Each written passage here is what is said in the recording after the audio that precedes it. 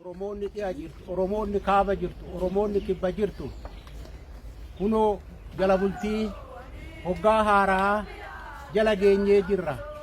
Hoggaa haaraa kana immoo yoo jala gaane waaqa uumama ofii gammachiisuu fi wanti martuu araara buusa, wanti martuu nagaa buusa, wanti martuu waliif abbooma.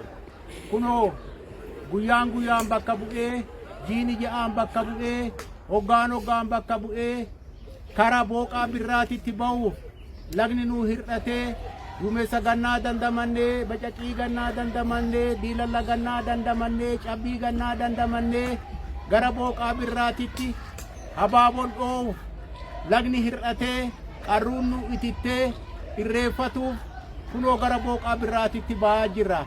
Oromoo kan biyya keessa jirtu, kan biyya alaa jirtu waaqatu siin gaye geettii kan kee dhuftee waaqattee bakka maraayuu Oromoon kan ardii Awurooppaatirra jirtan, kan ardii Afrikaatirra jirtan bakka maraayuu dhufee waaqattee Oromoon galata isaa akka galfatu, Oromoon uumama isaa akka kadhatu, bara haaraa kana bara 2017 bara nagaa Oromoodhaa haa ta'u, bara Oromoon nagaa itti buuse haa ta'u, bara Oromoon tokkoomii haa ta'u, bara Oromoon ilaalcha isaa yaada isaa gara araaraa deeffatu haa ta'u.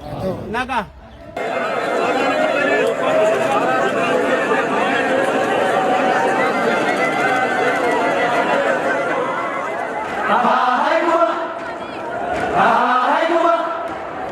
Aha.